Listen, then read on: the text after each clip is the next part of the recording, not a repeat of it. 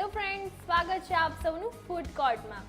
અનોખી વાનગીઓના અનોખા વિશ્વમાં અમે હંમેશા આપને સ્વાદિષ્ટ અને પૌષ્ટિક વાનગીઓ તમારી સાથે શેર કરતા જ હોઈએ છીએ. તો ચાલો સાથે મળીને માણીએ આજની આપણી આ વાઘ બકરી ચા પ્રસન્ન ફૂડ કોર્ટની સફરને તમારી દોસ્ત બંસરીની સાથે.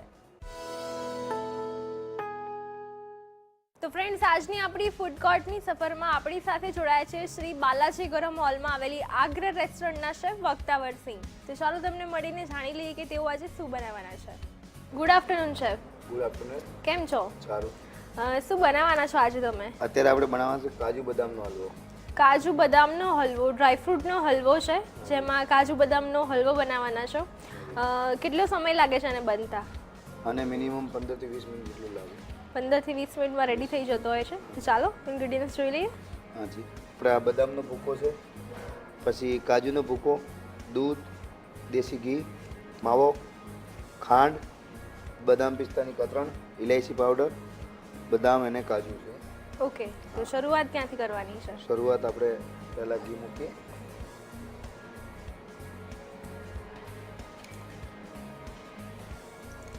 કેટલું ઘી લેવાનું છે? આપણે આ 150 ગ્રામ કાજુ અને બદામ લીધા છે. આમાં આપણે અત્યારે 200 ગ્રામ ઘી મૂકીએ છે. ઓકે,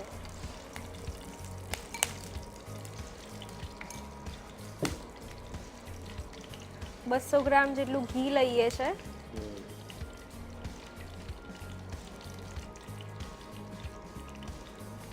અને એને થોડું ગરમ થવા દેવાનું છે.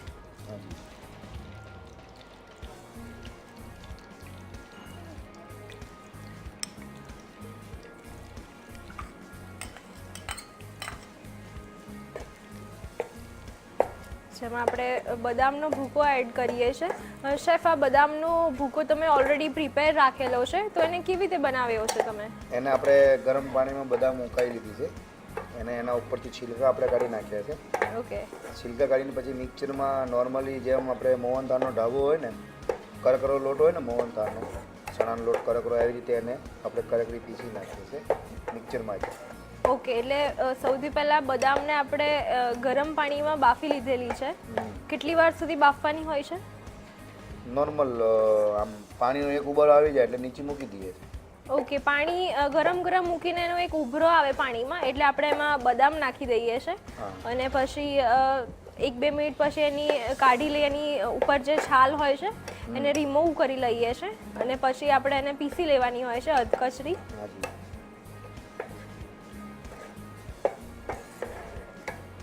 કેટલો બદામનો ભૂકો કેટલો લેવાનો છે? આપણે આ 150 ગ્રામ બદામ લઈએ છીએ. 150 ગ્રામ, એની સામે 150 ગ્રામ કાજુ લીધા.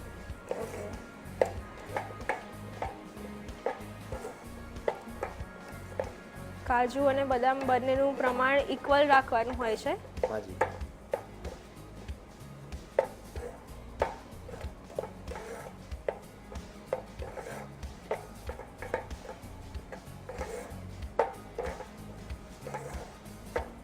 અને ઘીમાં આપણે શેકી લઈએ છીએ. કેટલી વાર સુધી શેકવાનું છે? બદામી કલર થાય થોડુંક ત્યાં સુધી. ઓકે, થોડાક શેકાય એટલે પછી એમાં કાજુ પણ હજુ આપણે ઉમેરવાના છે. ઓકે. કેવી ફ્લેમ પર આને શેકવાનું છે?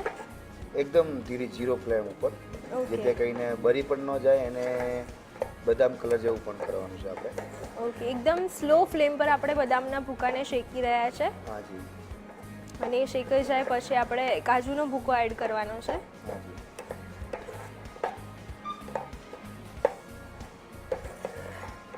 એકદમ સ્લો ફ્લેમ પર હલાવતા એને શેકવાનું છે, જેથી કરીને તળિયા ઉપર ચોંટી ના જાય. બદામને બાફીને એનું જે છાલ આપણે રિમૂવ કરી લઈએ છીએ, એનું શું કારણ હોય છે? આપણે છાલ સાથે બદામને કેમ ઉપયોગમાં નથી લઈ શકતા? સાલ સાથે પણ લેવાય, પણ શું કે એમાં જે એનું જે બદામનો જે સાલનું જે કલર આવે છે ને, ઓકે, એ બદામ પહેલાં આવી જાય છે. શું એટલે એની માટે નથી એમાં મેચ થતું. ઓકે.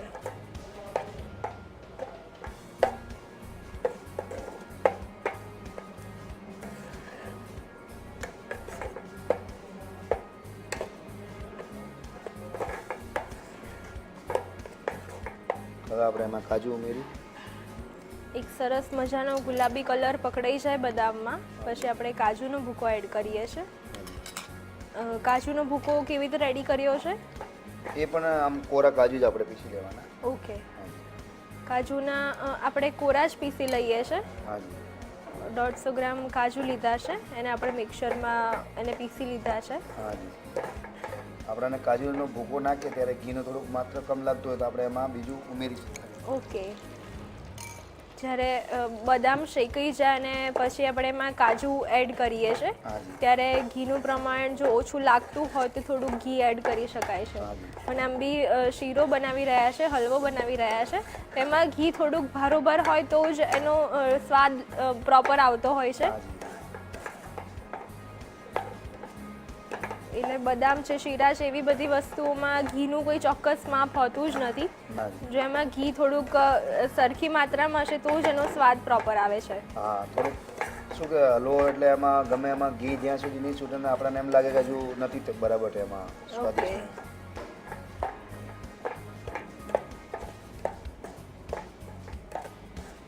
કાજુ એડ કર્યા પછી કેટલી વાર સુધી શેકવાનું છે? બસ એને બંનેનો કલર એક સરખું બદામ જેવું થઈ જાય પછી એને આપણે નીચું લઈ લઈએ અને પછી એમાં થોડુંક ઘી નાખીને માવો શેકશું આપણે. ઓકે.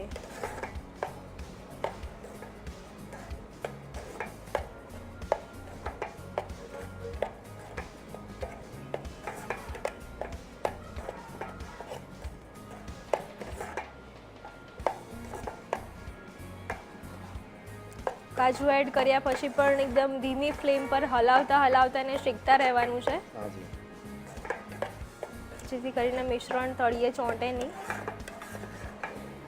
હવે આપણે આને બદામ કલર જેવું આવી ગયું છે એટલે એને હવે આપણે નીચે કાઢી લઈએ. ડીશમાં કાઢી લઈએ છે. પ્રોપર કલર આવી ગયો છે બદામ અને કાજુના ભૂકામાં. હાજી.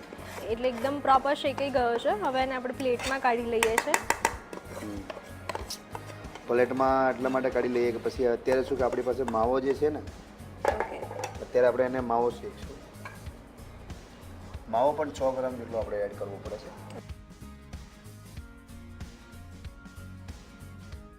100 ગ્રામ માવો લેવાનો છે. શેફ, અત્યારે આપણે આ માવો મોળો લીધો છે કે ખાંડવાળો છે? મોળો.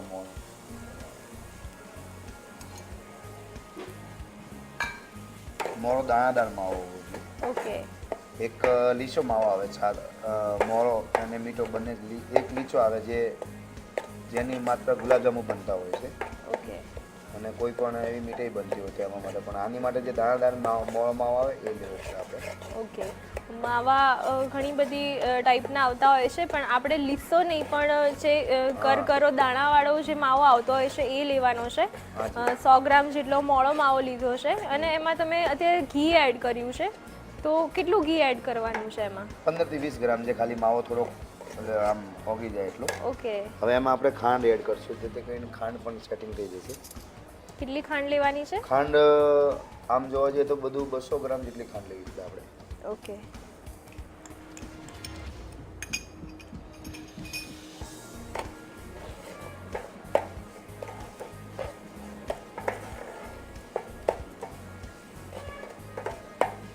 માવાને શેકતી વખતે અંદર ખાંડ પણ એડ કરી દઈએ છે જેથી કરીને ખાંડ પણ પ્રોપર શેકાઈ જશે અને સરસ મેલ્ટ થઈ જાય છે.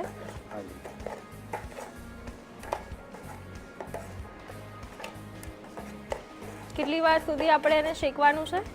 બસ આને તો લગભગ ખાંડ ઓગળી જાય એટલે પછી તૈયાર થઈ જશે. એમાં પછી આપણે બદામનું જે આ શેક્યું છે અત્યારે એમાં ઉમેરીએ છીએ. આજે ઓકે તૈયાર થઈ ગયું છે. ખાંડ મેલ્ટ થઈ જાય એટલે આપણે જે કાજુ બદામનો ભૂકો જે અગાઉ શેક્યો હતો એ મિશ્રણ એડ કરી દઈએ છે અને બંનેને પ્રોપર મિક્સ કરી લેવાનું છે.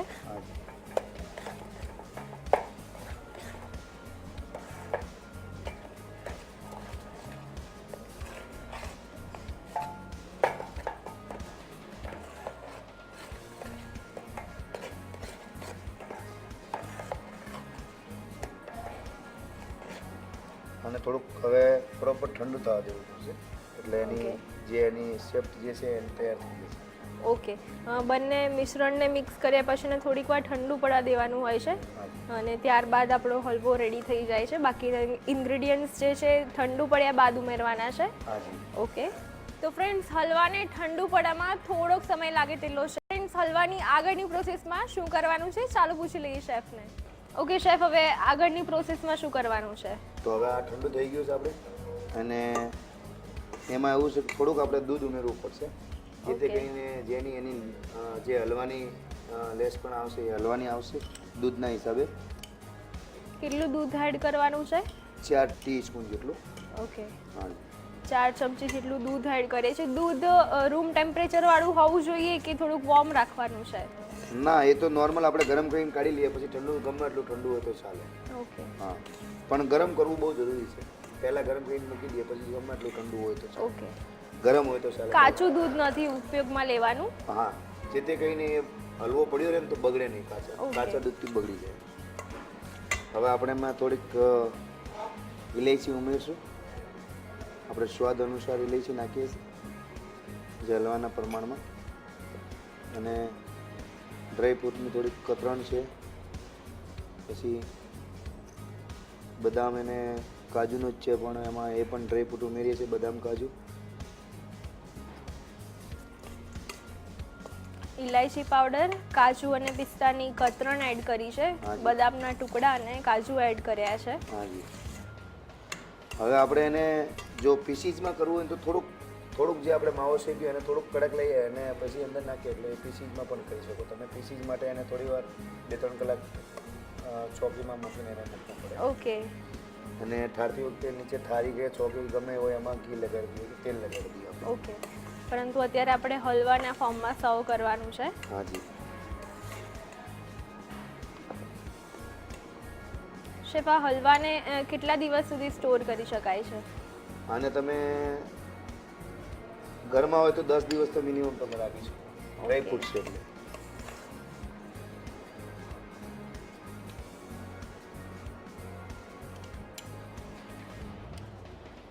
હલવાને આપણે બાઉલમાં ભરી લઈએ છે. હાજી.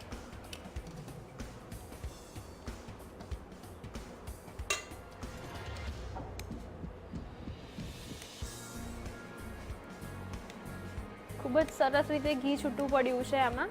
હાજી. આમ તો તમે જેટલું ઘી નાખો એટલું નીકળી જાય છે, શેકાઈ જાય એટલે. ઓકે, કારણ કે માવો આવે ને ખાંડ આવે એટલે બધું જેટલું ડ્રાય ફ્રૂટ છે એટલે બધું જેટલું ઘી ફેંકો તમે એટલું બહાર નીકળી જશે.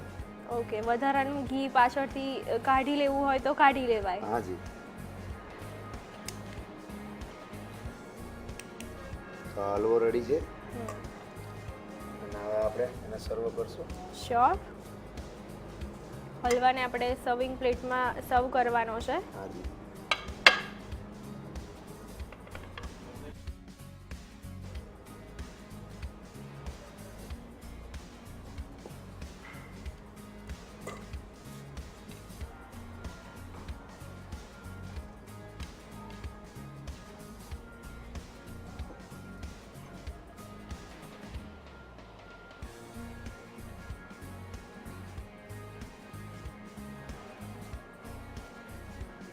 આ છે કાજુ બદામનો હલવો, dry fruit. Thank you so much chef. Welcome.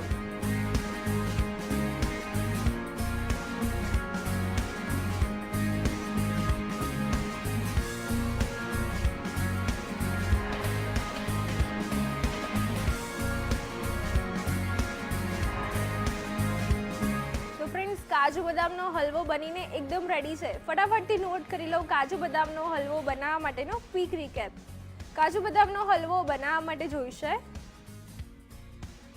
બદામનો ભૂકો 150 ગ્રામ, કાજુનો ભૂકો 150 ગ્રામ, દૂધ 4 ચમચી, ઘી 200 ગ્રામ, માવો 100 ગ્રામ, ખાંડ 200 ગ્રામ, ડ્રાયફ્રૂટ્સ કતરણ 20 ગ્રામ, ઇલાયચી પાવડર 4 ગ્રામ, બદામ 20 ગ્રામ, કાજુ 20 ગ્રામ. કાજુ બદામનો હલવો બનાવવા માટે સૌપ્રથમ એક પેનમાં ઘી લઈ સહેજ ગરમ થાય એટલે બ્લાન્ચ કરીને છાલ કાઢેલી બદામનો ભૂકો એડ કરી સહેજ ગોલ્ડન કલરનું થાય તેમ શેકી લો. ત્યારબાદ તેમાં કાજુનો ભૂકો એડ કરી ધીમી ફ્લેમ પર જ શેકી લો. ત્યારબાદ આ મિશ્રણને એક પ્લેટમાં કાઢી લો. પછી એક પેનમાં કરકરો મોળો માવો અને થોડું ઘી લઈ માવો મેલ્ટ થાય ત્યાં સુધી શેકી લો. પછી તેમાં ખાંડ એડ કરો. ત્યારબાદ ખાંડ મેલ્ટ થઈ જાય એટલે તેમાં કાજુ બદામનું બનાવેલું મિશ્રણ એડ કરી 2 મિનિટ કૂક કરી લો. પછી તેને પ્લેટમાં કાઢી 10 મિનિટ ઠંડુ પડવા દો. ઠંડુ પડ્યા બાદ તેમાં દૂધ, ઇલાયચી પાવડર, ડ્રાયફ્રૂટ્સ કતરણ, બદામ અને કાજુ એડ કરી મિક્સ કરી સર્વિંગ બાઉલમાં કાઢી કાજુ બદામની કતરણથી ગાર્નિશ કરી સર્વ કરો. તો તૈયાર છે કાજુ બદામનો હલવો. તો ફ્રેન્ડ્સ, ગરમા ગરમ હલવો શીખી લીધા બાદ બીજી રેસીપીમાં શું છે ખાસ, ચાલો પૂછી લઈએ શેફને. ઓકે શેફ, આપણે સરસ મજાની હલવાની એક નવી વેરાયટી તમે શીખવાડી. હવે બીજી રેસીપીમાં શું બનાવવાના છો? બીજી રેસીપીમાં આપણે જેને કે આપણા ગુજરાતીમાં જેને કે સૌથી પ્યારો કઠોળ, તો આપણે કઠોળની રેસીપી બનાવીએ છીએ. જેને કઠોળમાં છે સફેદ સોળા. સફેદ ચોળા. સફેદ ચોળાની સબ્જી બનાવવાના છો તમે? હાજી. અને કેટલો સમય લાગે છે આમાં? જો કે સમય તો ઘણું લાગે, પણ આપણે સોળા પલાળીને બાફીને તૈયાર રાખ્યા છે એટલે વધારે સમય નથી લાગવાનો, વધીને 15 મિનિટ. ઓકે, તો ચોળાની સબ્જી તમે આજે બનાવવાના છો, તો એની માટે તમે કઈ પ્રી પ્રિપરેશન કરી રાખી છે? સોળા આપણે મિનિમમ 5 કલાક પલાળવા પડે, પલાળીને એને બાફીને તૈયાર રાખ્યા છે. ઓકે, ચોળાને તમે પહેલેથી જ બાફીને રેડી રાખ્યા છે. ઓકે, તો બીજા કયા ઇન્ગ્રેડિયન્ટ્સની જરૂર પડશે? ઇન્ગ્રેડિયન્ટમાં મીઠું, ધાણા જીરું, જીરું, ખમણેલું નારિયેળ, કોથમરી, હિંગ, હળદર, લાલ મરચું, ચણાનો લોટ, પાણી, તેલ અને દહીં અને સોળા. ઓકે શેફ, તો હવે શરૂઆત ક્યાંથી કરવાની છે? શરૂઆત આપણે આ ફ્રાય પેન મૂકીએ. સફેદ ચોળામાંથી તમે સબ્જી બનાવી રહ્યા છો? હાજી.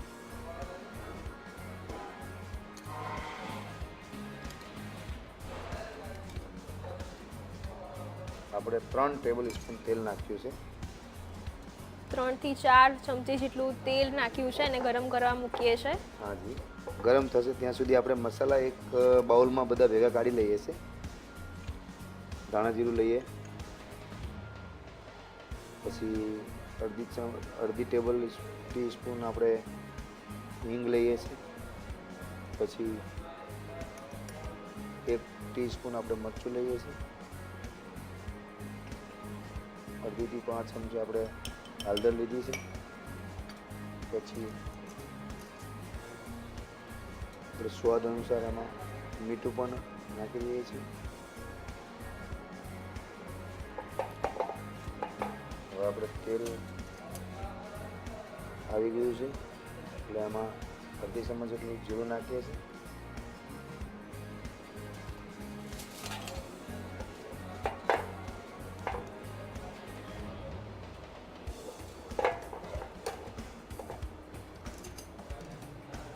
તેલ ગરમ થાય એટલે આપણે જીરું ફ્રાય કરવાનું છે. નાજી, જીરું તતરી જાય એટલે આપણે એમાં 2 ચમચ જેટલું ચણાનો લોટ નાખીએ, એટલે જે તે કરીને ચણાનો લોટ પણ કાચો નહીં રહે, સરખી રીતે શેકાઈ જાય. ઓકે, 2 ચમચી જેટલો ચણાનો લોટ લઈ અને અંદર શેકી લેવાનો છે. હાજી.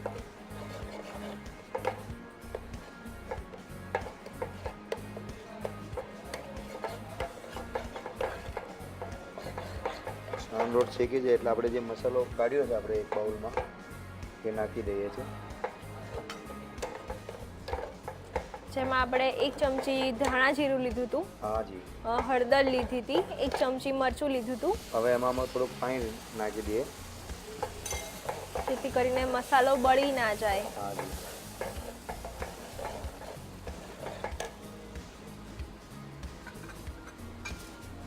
હવે આપણે એમાં થોડુંક દહીં નાખીએ, 2 ચમચ જેટલું. ઓકે શેફ, દહીં મોળું લેવાનું હોય છે કે ખાટું લેવાનું હોય છે? નોર્મલ, બહુ ખાટું નહીં. ઓકે, શાક છે એટલે. હવે આપણને જરૂર લાગશે એમાં પાણીની, તો પાણી નાખવાનું આપણે. ઓકે. કઠોળ છે એટલે.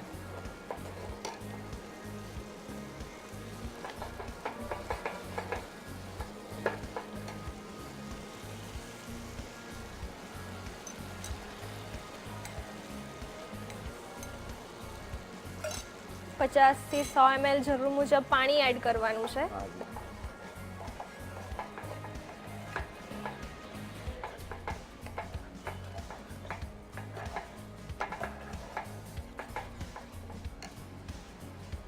હવે આપણે આમાં સોડા નાખીએ. ચોળા તમે ઓલરેડી બાફીને રેડી રાખ્યા છે. શેફ, આ ચોળા કેવી રીતે બાફવાના હોય છે? ચોળાને આપણે પલાળીને રાખીએ એટલે નોર્મલ પાણીમાં જ પલાળી દઈએ છીએ રાતમાં. કે તમારે સાંજે કરવા હોય તો બપોરે પલાળો.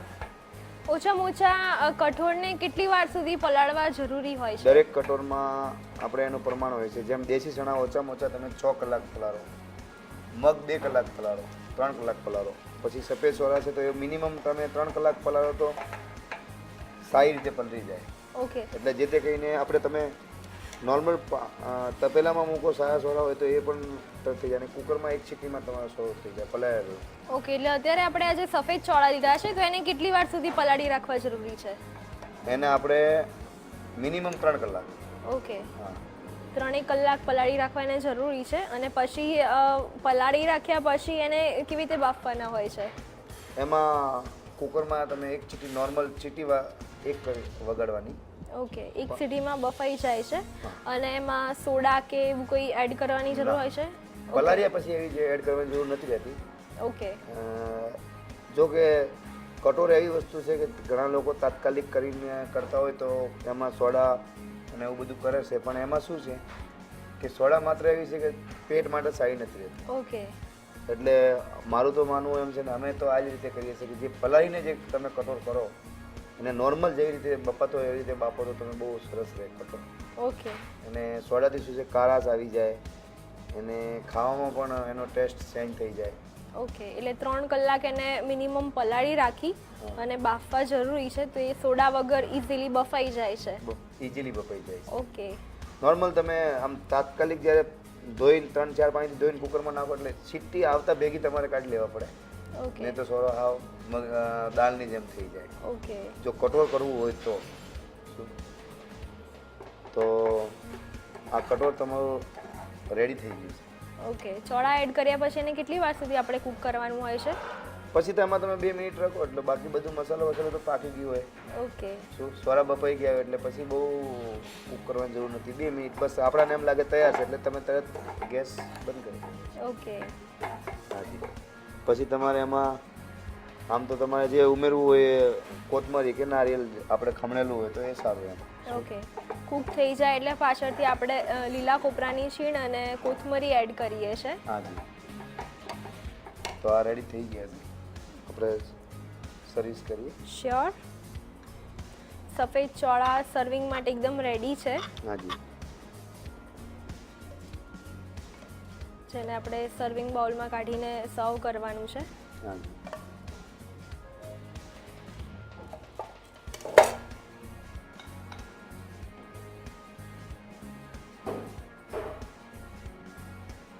જેને આપણે કોથમીર અને લીલા નારિયેળની છીણથી ગાર્નિશ કરીએ છીએ. હાજી. તો આ સફેદ ચોળાનું કઠોળ શાક, કઠોળનું શાક તૈયાર છે. Okay, thank you so much chef. Welcome.